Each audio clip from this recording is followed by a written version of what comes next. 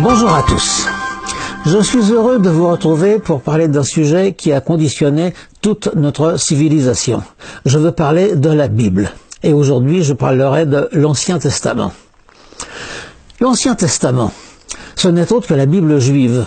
Et en même temps, il forme la première partie, la plus longue d'ailleurs, de la Bible utilisée par les chrétiens. Il a été écrit entièrement en hébreu. Quelques passages en araméen, qui est une langue voisine de l'hébreu.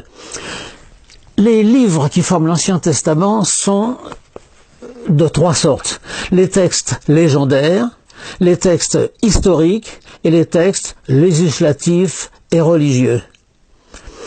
Les plus anciens datent probablement du 8e ou 7e siècle avant l'ère chrétienne. Les plus récents sont du 3e, probablement même 2e siècle avant l'ère chrétienne. Les 5 premiers livres sont attribués à Moïse, mais c'est une fiction. Ils sont en réalité beaucoup plus tardifs qu'à l'époque de Moïse. Alors je vais parler tout d'abord de quelques textes légendaires. Et tout d'abord, la création du monde en 6 jours. Étant donné que les anciens pensaient que le monde avait été créé par Dieu et qu'ils n'avaient absolument aucune idée de l'immensité des temps géologiques, eh bien, ils pensaient que Dieu avait suivi la semaine et avait créé le monde en 6 jours, les 6 jours de travail, et s'était reposé le 7e. Pour ce qui est des 6 jours, j'en reparlerai un peu plus tard. On s'étonne aussi de voir que Dieu crée la lumière dès le premier jour et le soleil le 4e jour seulement. Il y aurait donc eu de la lumière alors qu'il n'y avait pas de soleil. Mais c'est parce que les anciens ne faisaient pas la relation directe entre l'existence du soleil et la lumière, étant donné qu'on voit tout de même clair lorsqu'il n'y a pas de soleil, c'est-à-dire lorsque les nuages le couvrent. Disons quelques mots maintenant de la création de l'homme. Dieu crée Adam. Adam, en réalité, est un nom commun en hébreu, signifie simplement homme. Ensuite, Dieu prélève une côte à Adam pour en faire sa femme, sa compagne, Ève. Pourquoi une côte ? Eh bien, ce récit est une traduction d'un récit plus ancien en langue sumérienne.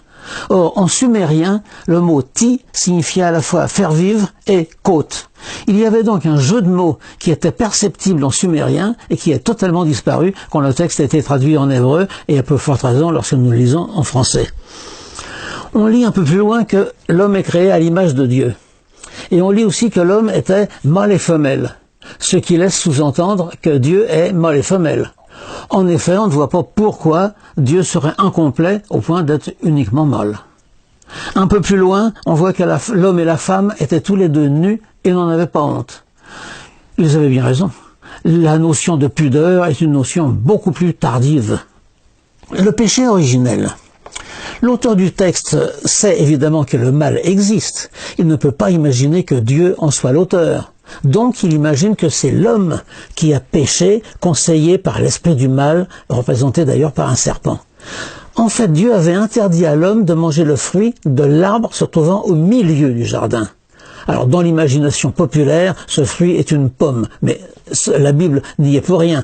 La pomme est seulement le résultat d'un jeu de mots latin entre malum, la pomme, et malum, le mal. En réalité, ce fruit était le fruit de l'arbre de la connaissance du bien et du mal. Alors, on peut s'étonner que Dieu interdise à l'homme cette connaissance, pourtant bien utile. On peut aussi s'étonner que Dieu dise à l'homme « Vous n'en mangerez pas, car si vous en mangez, vous mourrez. » Or, Adam en a mangé, sa femme aussi, et personne n'en est mort. En fait, Dieu bluffait. Ce mythe du péché originel vient probablement de Perse. C'était la lutte entre les deux entités, le bien et le mal, qu'on trouve dans la religion de Zarathustra. Plus tard, Dieu vit que la méchanceté des hommes était grande, il se repentit d'avoir fait l'homme sur la terre, et il en fut affligé en son cœur. Mais aussi c'est de sa faute. Pourquoi n'avait-il pas fait l'homme plus parfait ? Ça ne dépendait que de lui. Alors il envoie un déluge pour détruire l'espèce humaine, et tant qu'il y est, il détruit toute vie sur terre. Le seul rescapé, c'est Noé, un petit malin qui s'est mis bien à l'abri dans son arche. Alors ce récit du déluge est peut-être le récit d'un cataclysme réel, un cataclysme naturel. De quelle sorte, c'est bien difficile à dire. Un déluge d'eau n'est pas une certitude, parce que le déluge fit que tout ce qui se mouvait sur la terre périt. Tous les êtres qui étaient sur la terre furent exterminés. Autrement dit, tout mouru. Mais on s'est rarement posé la question suivante. Comment est-ce qu'un déluge d'eau aurait-il pu faire mourir des poissons? L'histoire continue par la légende bien connue de la tour de Babel. Les gens de l'époque se posaient la question: comment se fait-il que les hommes parlent des langues différentes alors qu'ils descendent tous d'un même couple créé par Dieu? Or, à l'époque, il existait des tours babyloniennes qu'on appelait des ziggourats. C'était des tours à étages de dimensions décroissantes. Alors, on a imaginé cette histoire que les hommes auraient voulu construire une tour de cette sorte tellement haute qu'elle irait jusqu'au ciel. Dieu, bien entendu, pas content de cette concurrence, pour punir les hommes de leur orgueil, aurait tout simplement confondu leur langage pour les empêcher de continuer cette construction. Et cette tour de Babel dont parle la Bible est probablement la ziggourate de Babylone, bien connue des archéologues. Quant à l'histoire de la confusion des langues, c'est probablement un jeu de mots entre le mot Babel, qui est le nom hébreu de Babylone, et le verbe balel, qui veut dire confondre. La Bible continue par des textes à fond historique. Tout d'abord, l'histoire des patriarches. Abraham, Isaac et Jacob. C'est un récit passionnant à lire. Mais est-il historique? Le nom d'Abraham est certainement historique, on l'a retrouvé dans des textes babyloniens. Les deux autres, à ma connaissance, non. Il est probable qu'il s'agit malgré tout de chefs de tribus de peuplades diverses qui ont peut-être vécu à des époques différentes. Plus tard, la légende s'en est emparée, les a réunis en une seule famille. On ne peut pas avoir de certitude. Ensuite, la Bible raconte l'installation des Hébreux en Égypte et l'élévation de Joseph, l'un des fils de Jacob, au rang de vice-roi. Là aussi, est-ce historique? On ne peut pas l'affirmer, vu que les textes égyptiens n'ont apporté aucune corrélation de cette histoire. On arrive maintenant à l'histoire de Moïse et la sortie d'Égypte. Alors il faut savoir que d'après l'historien égyptien Manéthon, au IIIe siècle avant l'ère chrétienne, Moïse n'était absolument pas un hébreu, mais un prêtre égyptien, ce qui me paraît assez probable en effet. La Bible raconte qu'il a été retrouvé bébé dans un panier qui flottait sur le Nil. On peut déjà se féliciter que les crocodiles ne l'aient pas remarqué. En fait, ce récit est un calque à peine modifié du roi Sargon Ier d'Akkad au XXIIIe siècle avant notre ère. Quant à la sortie d'Égypte et au passage de la mer Rouge, c'est connu comme le loup blanc, on ne voit pas pourquoi ce texte aurait été totalement imaginé. Il a probablement un fond historique, mais malgré tout, on doit reconnaître que l'archéologie ne l'a pas vraiment confirmé. L'histoire ensuite nous emmène au mont Sinaï, où Dieu donne à Moïse le décalogue, c'est-à-dire les 10 commandements. Je ferai à ce sujet 2 remarques. Le premier commandement interdit d'adorer d'autres dieux. Autrement dit, il fonde le monothéisme absolu. On dit souvent que le monothéisme est très supérieur sur le plan moral au polythéisme. On ne voit pas pourquoi. Les religions polythéistes ne sont pas inférieures en morale aux religions monothéistes. Absolument pas. Quant au 3e commandement, il interdit formellement la fabrication de statues. Or, les églises catholiques en sont pleines. On peut aussi poser 2 questions. Pourquoi a-t-il fallu 40 ans pour aller du mont Sinaï, dans la presqu'île du Sinaï, jusqu'en Palestine, alors que 2 ou 3 semaines auraient suffi? Deuxième question, pourquoi les Hébreux ont-ils abordé la Palestine par l'est, alors qu'ils venaient du Sinaï, qui est au sud-ouest? Dernière question, c'est au sujet de la fabrication du veau d'or. Une idole, un veau, entièrement fait en or, que les Hébreux ont fabriqué pendant que Moïse était sur le mont Sinaï en recevant le décalogue de Dieu. Mais comment est-ce qu'en plein désert, les Hébreux auraient-ils pu maîtriser la métallurgie de l'or? Alors, on arrive à la conquête du pays de Canaan, c'est-à-dire la terre promise, sous la conduite de Josué, qui est le successeur de Moïse, après la mort de ce dernier. La prise de Jéricho est un épisode assez célèbre. Les trompettes font le tour de la ville et au 7e tour, les murailles s'écroulent. On a supposé que le rôle des trompettes était de distraire les habitants pendant que les Hébreux sapaient la base des murailles. C'est une possibilité, rien d'autre. Josué se rend maître de la ville de Jéricho, il fait une véritable boucherie, un véritable carnage. D'autres villes sont traitées de la même façon. Josué ne pratique pas la colonisation douce. Alors il est assez piquant de constater une chose, c'est que le Coran lui-même, dans sa sourate 5, reconnaît que la terre d'Israël a été donnée par Allah lui-même aux Hébreux et à leurs descendants. Entrez dans la terre sainte qu'Allah vous a destinée, ne retournez pas sur vos pas. Ensuite, à partir de l'an 1000, approximativement, une ère assez glorieuse commence pour les Hébreux, avec le règne de David et ensuite de son fils Salomon.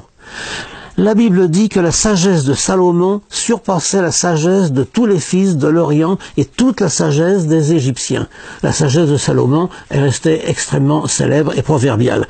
Mais en plus de la sagesse, ce que tout le monde ne sait pas, c'est que Dieu avait gratifié Salomon d'un appétit gargantuesque. Chaque jour, Salomon consommait 10 bœufs gras, 20 bœufs de pâturage et 100 brebis. Outre les cerfs, les gazelles, les daims et les volailles engraissées. Tout ça pour une journée. Même le roi Soleil à Versailles n'était pas aussi coinfre. Tant que nous sommes au chapitre de l'appétit, notons que Salomon possédait 700 princesses pour femmes et 300 concubines, ce qui dénote une énergie sexuelle digne de louange. Voltaire commente à ce propos, si ces histoires ont été dictées par le Saint-Esprit, avouons qu'il aime le merveilleux. Sur le mont Sion, à Jérusalem, le mont Sion, c'est la montagne de Jérusalem qui a donné naissance au terme sionisme. Sur le mont Sion, Salomon fait construire un magnifique temple. Pour cette raison, il fait venir un Phénicien, Hiram, un grand architecte de l'époque, Hiram qui était rempli de sagesse, d'intelligence et de savoir. Hiram, architecte du temple, est encore vénéré actuellement par les francs-maçons comme l'archétype même du maître d'œuvre. Devant le temple se dressaient 2 colonnes, 2 espèces d'obélisques qui étaient vénérées. On ne sait absolument pas pour quelle raison. Elles avaient chacune un nom. On ne connaît pas leur rôle. Mais elles aussi, on les retrouve dans les temples maçonniques. À la mort de Salomon, ça c'est un phénomène, c'est un fait assez important, son royaume est divisé en 2. Le royaume d'Israël au nord, les habitants sont les Israélites, et le royaume de Juda au sud, les habitants sont les Juifs. Alors ces 2 royaumes, le royaume d'Israël et le royaume de Juda, ont à subir un certain nombre d'invasions. Celui d'Israël, le royaume du nord, est envahi par les armées assyriennes en l'an 722 avant l'ère chrétienne. Ils sont emmenés en déportation, en exil, en Assyrie. Ils se fondent dans la population, ils s'assimilent, et l'histoire perd totalement leur trace. En revanche, les habitants du royaume de Juda, le royaume du sud, sont vaincus par Nabuchodonosor, roi de Babylone, en l'année 587 avant l'ère chrétienne. Ils sont eux aussi emmenés en déportation à Babylone, mais contrairement à ceux du nord, ils ne s'assimilent pas. Ils conservent leur identité juive, ils ne se fondent pas dans la population, et au bout de 50 ans, ils obtiennent la permission de rentrer dans leur patrie.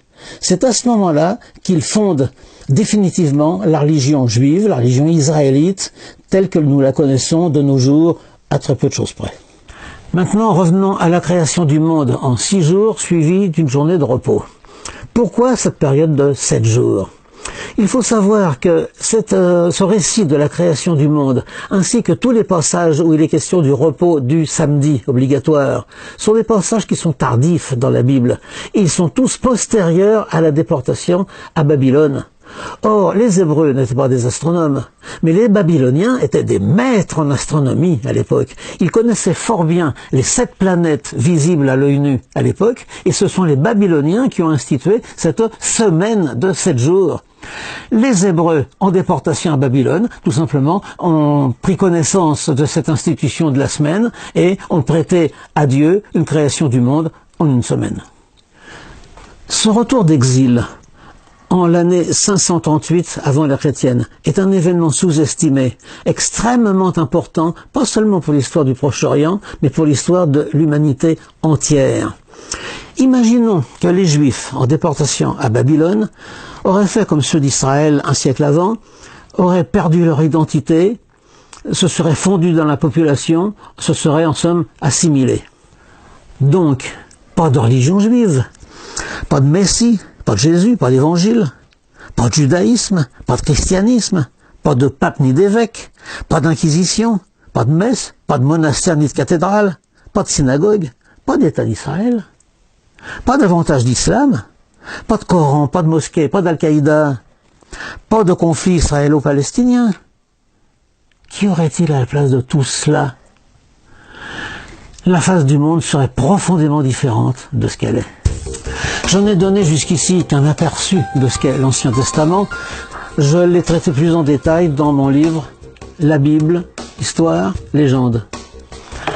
Amicoi esperantistoi, la sama libro existas en Esperanta versio, la Biblio, ĉu historio, ĉu legendoj. Gis revido. La prochaine fois, je parlerai du Nouveau Testament. Au revoir.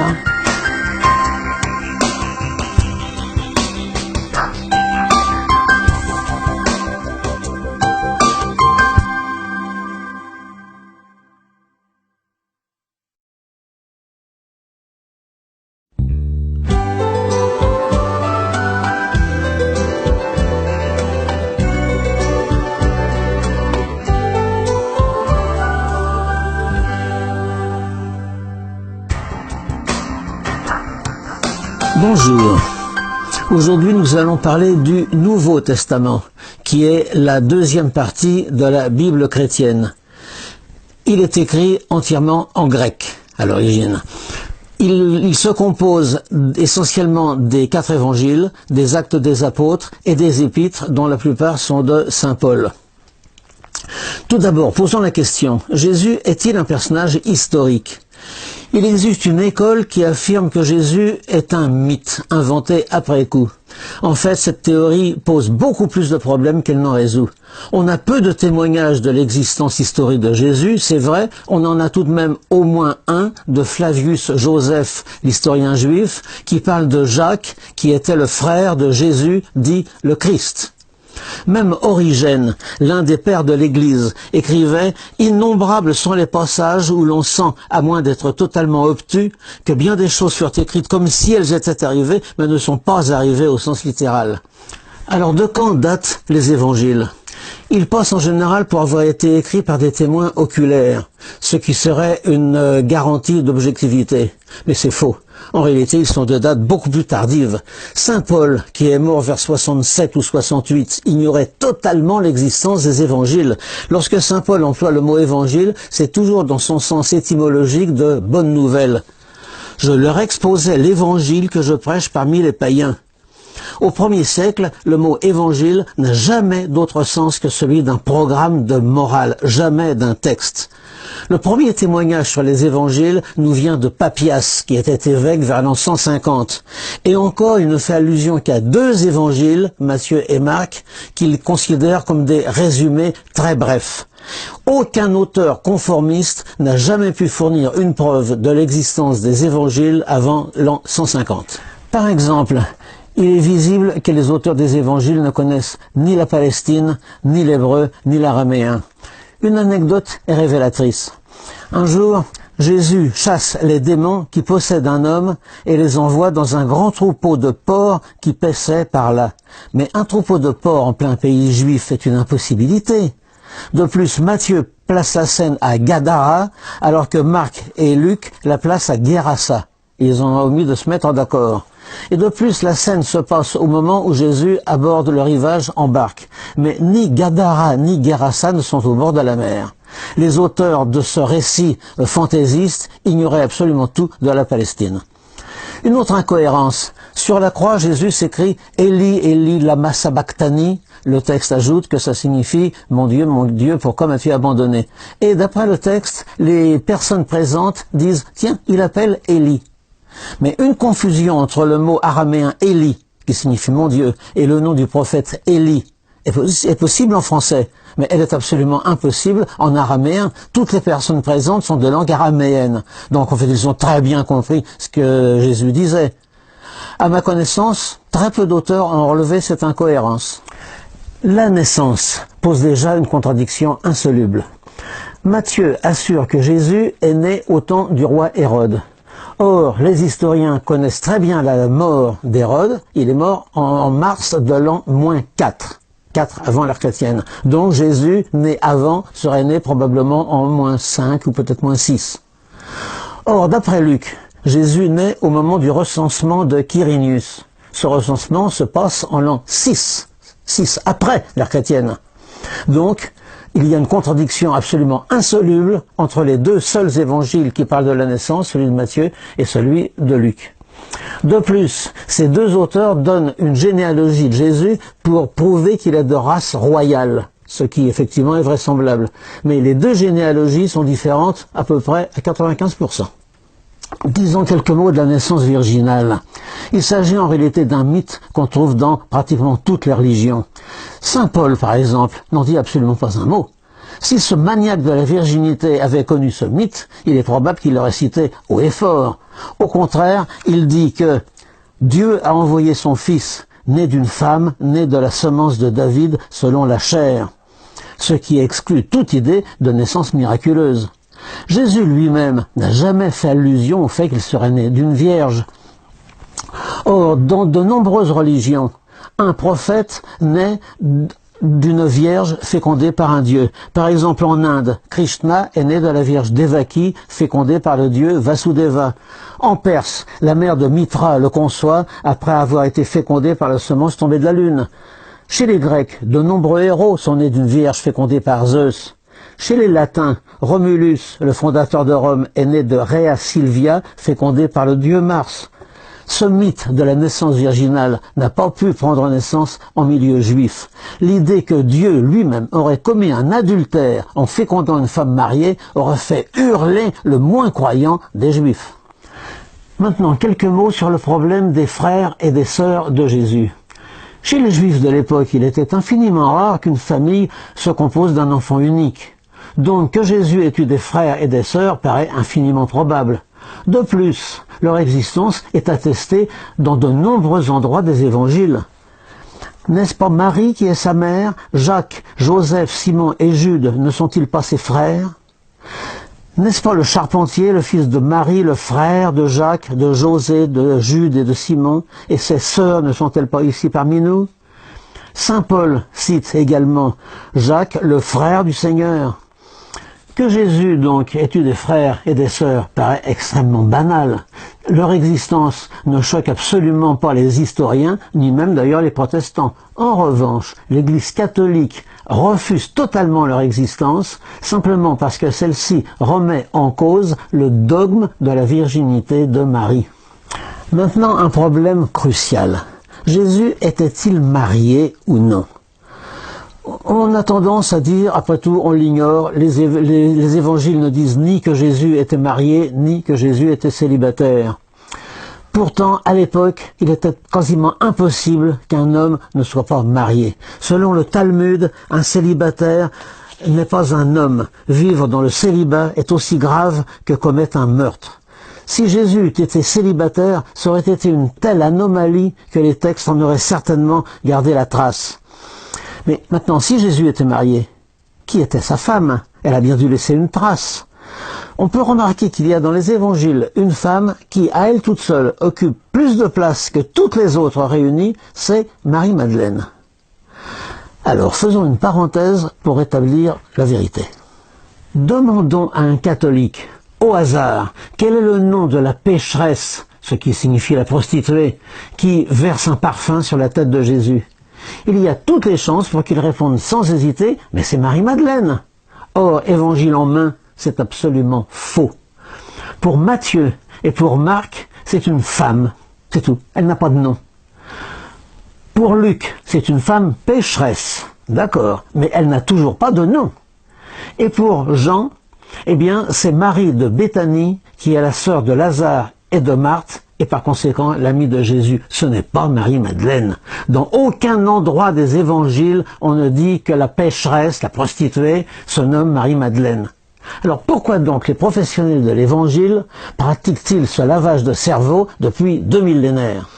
Deux tendances apparaissent très tôt dans le christianisme. D'une part, le culte contre nature de la virginité. Dans ce contexte de rejet du sexe, il était évidemment judicieux de faire de Jésus un célibataire. D'autre part, l'élimination des femmes des fonctions sacerdotales. Il fallait alors reléguer au second plan les femmes de l'entourage de Jésus et mettre l'accent sur les hommes, principalement sur Pierre. Et si on a tant calomnié Marie-Madeleine, c'est probablement parce qu'elle était l'épouse de Jésus.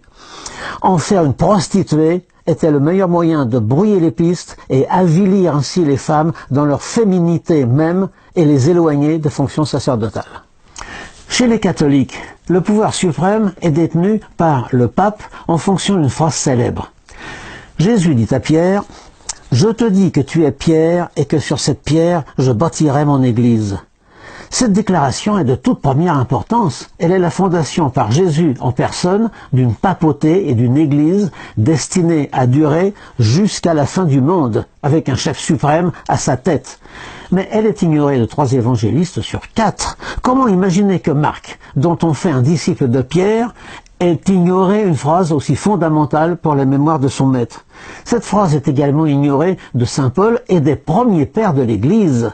C'est donc une imposture tardive et maladroite qui ne date probablement que du IVe siècle, à l'époque de la mise en place d'une église hiérarchisée et totalitaire avec une croyance unique imposée à tous. Ajoutons que la présence de Saint Pierre à Rome et sa mort en croix au temps de Néron sont une légende apparue vers le IIIe siècle. La prétendue découverte d'une tombe de Saint-Pierre à Rome à l'époque de Pie XII, dans les années 1950, est une mystification. En revanche, le père Bagatti a découvert en 1953 à Jérusalem une nécropole judéo-chrétienne vieille de près de 2000 ans. Elle contenait une tombe portant l'inscription Simone Bar Yona, c'est-à-dire Simon, fils de Jonas, qui était le véritable nom de Saint-Pierre. La découverte a été soigneusement étouffée et les ossements ont été dispersés pour crime de non-conformité avec le dogme. Quant à l'arrestation et au procès, il faut savoir que la troupe qui arrête Jésus est une armée romaine. C'est une cohorte. Elle comporte à peu près 600 hommes. Elle a donc été ordonnée par Pilate, le pouvoir romain. On ne peut pas admettre qu'une arrestation ordonnée par le pouvoir civil romain amène l'accusé devant un tribunal religieux juif comme l'Évangile le prétend. D'autant plus que ce tribunal ne pouvait absolument pas siéger pendant la Pâque. Voilà une invraisemblance qui montre que le récit a été forgé assez tardivement et qu'il a été inventé au fond pour déculpabiliser les Romains et accuser les Juifs. D'après l'Évangile, le motif, ce serait que Jésus s'est fait le Fils de Dieu. Mais c'est un motif religieux. Le véritable motif, les évangiles nous le rapportent aussi. Pilate demande à Jésus, « Es-tu le roi des Juifs ?» Et Jésus lui répond, « Tu le dis. » Se prétendre roi, alors que la Palestine est une colonie romaine, était un motif suffisant pour mériter la mort. Jésus a bien été condamné par le pouvoir romain parce qu'il affirmait sa royauté sur Israël. Et il en avait le droit, puisqu'il était de race royale. Après la résurrection, l'Évangile nous assure que le corps de Jésus disparut du tombeau. Pour expliquer cette disparition, plusieurs hypothèses ont été faites. Il exista notamment une tradition selon laquelle c'est quelqu'un d'autre qui aurait été crucifié à la place de Jésus. Cette tradition, curieusement, se retrouve dans le Coran, dans la sourate 4, qui dit que « Mais ils ne l'ont pas tué, ils ne l'ont pas crucifié, cela leur est seulement apparu ainsi. » En fait, la résurrection d'un Dieu est une constante dans un très grand nombre de religions. Dionysos, Mitra, Osiris, Adonis étaient tous des fils de Dieu, ils sont tous ressuscités au bout de 3 jours et sont tous montés au ciel. Un détail qui est intéressant à mentionner, c'est que l'évangile de Marc, qui est le plus ancien de tous, dans sa forme primitive, ignorait totalement la résurrection. La résurrection n'est racontée que dans une sorte d'appendice de 8 versets qui datent probablement du IIIe siècle, mais il n'était pas connu au début de l'Église. L'Évangile assure aussi que Jésus, après sa résurrection, est monté au ciel. Pourtant, 2 évangélistes sur 4, Matthieu et Jean, omettent totalement de relater ce phénomène qui est pourtant assez peu commun. Quant au lieu de ce phénomène, Marc le situe en Galilée. Luc le place à Béthanie, dans son évangile, mais à Jérusalem, dans ses actes des apôtres. Voilà des témoins oculaires, comme on dit, qui sont bien étourdis. Alors, en conclusion, les évangiles passent souvent pour des textes historiques, voire pour des reportages.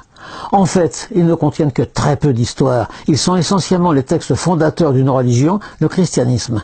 Et cette fondation s'est étalée sur environ 300 ans, puisque c'est seulement en 325, lors du concile de Nicée, que le christianisme s'est constitué à peu près tel que nous le connaissons de nos jours. Je n'ai fait que survoler le problème. Pour ceux qui sont intéressés par le sujet, je signale que j'ai écrit un livre, La Bible, Histoire, Légende, por la esperantistoj, la sama libro existas en Esperanta versio, la Biblio, ĉu historio, ĉu legendoj. Ĝis revido. Au revoir.